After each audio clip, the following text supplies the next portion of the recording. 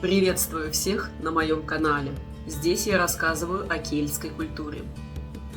Имболк является одним из самых загадочных кельтских праздников. Его отмечают 1 февраля, но многие предпочитают отмечать этот праздник 2 февраля, потому что эта дата считается астрономически более точной.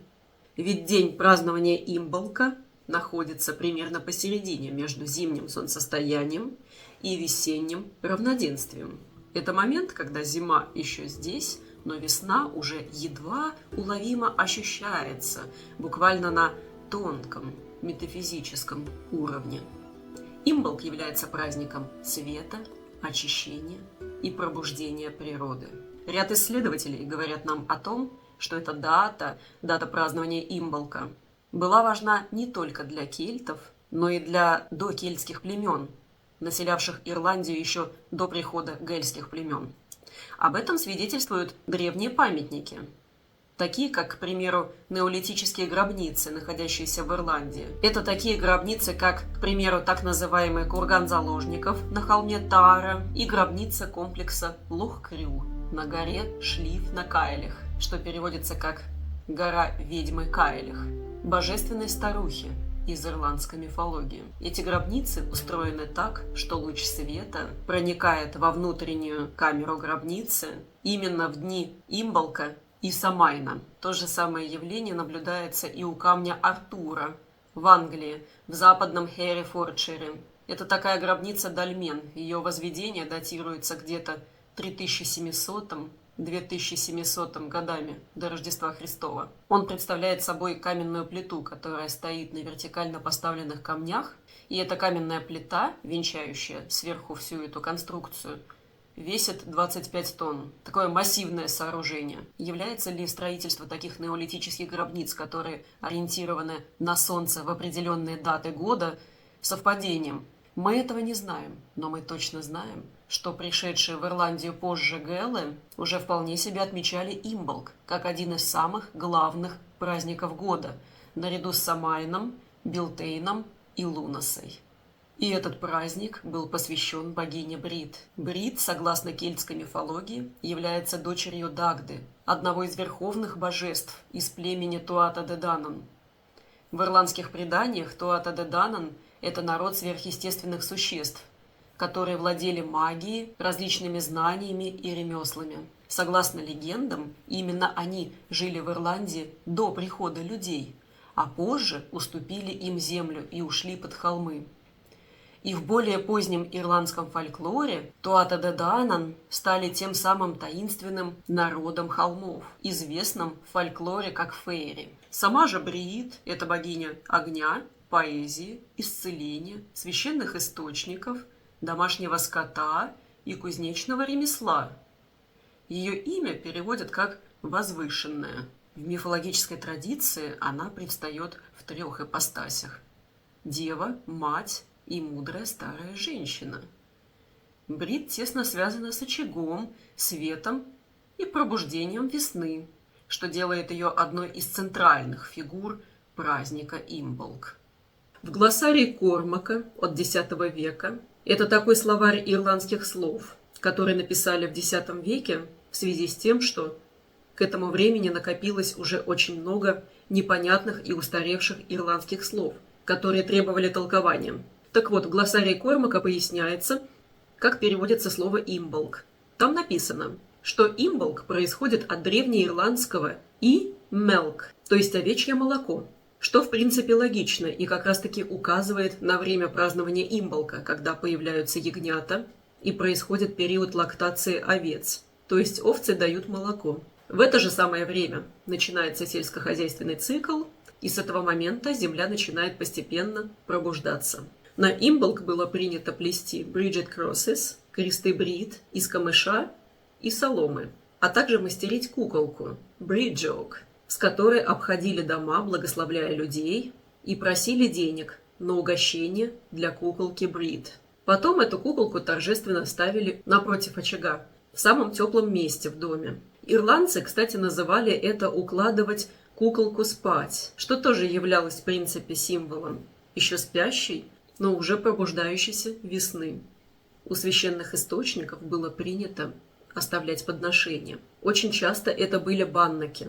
Это простые лепешки из овса и овечьего молока. Вечером разжигался огонь в очаге. Это был праздник света, жизни и защиты дома и скота. А теперь самое интересное. 1 февраля отмечается День Святой Бригитты, покровительницы Ирландии и второй по значимости святой после святого Патрика. И представляете, все, что мы видим у богини Брит, все, что мы перечисляли, эти все атрибуты мы видим у христианской святой.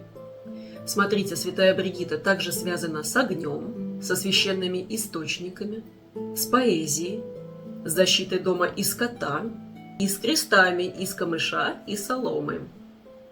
Совпадение? Вот здесь-то историки начинают спорить. Проблема в том, что дохристианских источников о культе Брит не существует. В основном, как я уже говорила, мы знаем про праздник Имболк и про богиню Брит из глоссария Кормака от X века. Это основной источник информации. Зато о святой Бригитте у нас есть очень подробное описание ее жития, так называемые агеографии. В этих агеографиях говорится, что она родилась в VI веке в поселении Фогарт в графстве Лаут, провинции Лейнстер, у языческого вождя и рабыни-христианки. Бригитта была с детства склонна к благотворительности и раздавала имущество бедным. Позже, когда она выросла, она основала монастырь в Килдере. Килдер с ирландского переводится как «церковь у дуба», то есть церковь была, по преданиям, построена на месте священного для друидов дерева. Кстати, в честь христианской святой в Килдере до сих пор поддерживают вечный огонь. В ее житии есть абсолютно удивительные детали. Она рождается на пороге дома друида. Так говорят письменные источники. Рождается она не внутри и не снаружи дома, а на пороге. Если так подумать, то можно прийти к тому, что это, можно сказать, некий древний прообраз самого праздника Имболк, вот этого перехода, порога между зимой и весной. В житии святой Бригитты есть удивительные детали насчет креста Бригитты, того самого, который плетут и поныне. Вот у меня тоже такой есть. Во многих письменных источниках повествуется о том, как святая Бригитта обращает в христианство своего умирающего отца-язычника, лежащего на смертном одре. Она рассказывает ему о распятии Иисуса Христа, плетя крест из соломы. Также есть легенда о том, что святую Бригитту пытались отравить, но плетеный крест на ее груди спас ее от действия яда. Как мы видим, образ Бригитты архетипичен и символичен. И здесь возможно два сценария.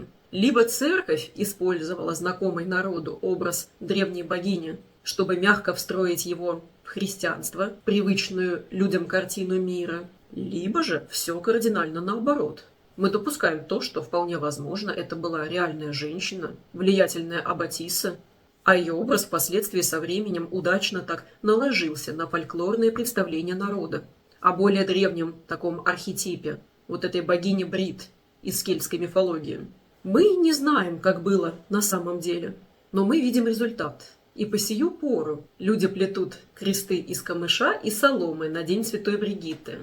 Вот я, допустим, сплела вот такой крестик. К сожалению, у нас не растет зеленый тростник и не из чего сплести такой крест, поэтому я нашла альтернативный способ. Такой крест принято плести из натуральных материалов, поэтому я выбрала для себя бумажную пряжу. Почему из натуральных? Крест Святой Бригитты, который плетется в День Святой Бригитты, оставляется на год, вешается над входной дверью, как защита и благословение для входящих людей. Висит так в течение года, а потом сжигается, и плетется новый крест. Именно поэтому он должен быть сделан из природных материалов, чтобы быть экологичным. Ведь этот праздник тесно связан с природой и ее пробуждением, и бережным отношением к природе.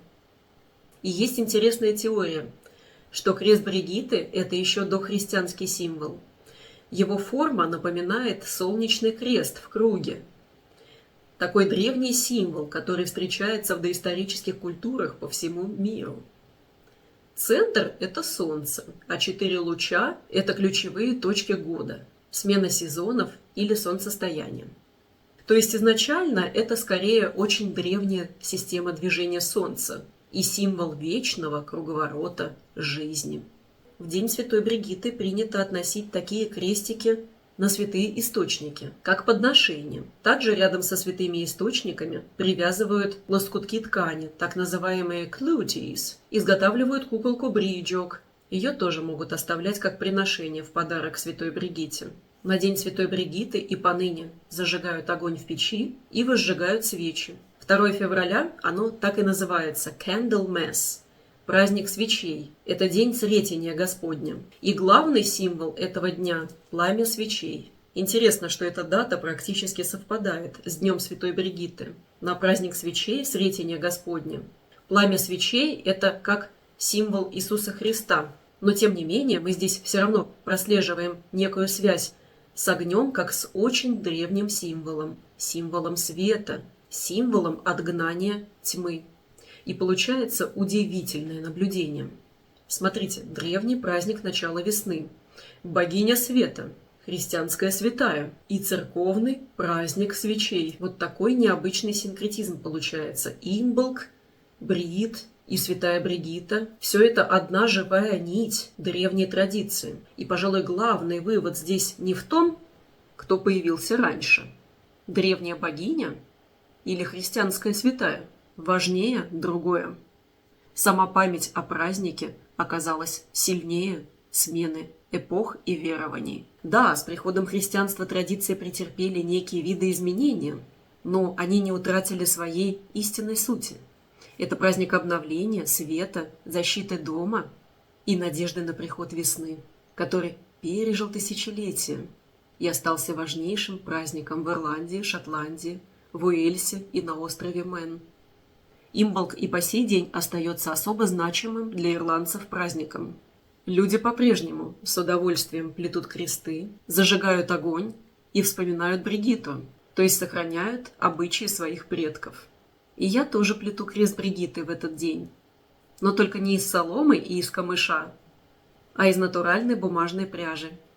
Особенно мне нравится красная пряжа, потому что я считаю, что красный цвет, он ассоциируется с огнем, а символ Бригитты – это огонь, и кресты из красной пряжи я особенно люблю. Имболк и День Святой Бригитты – это напоминание нам всем о том, что после тьмы всегда все равно возвращается свет. Всем спасибо за просмотр. До новых встреч!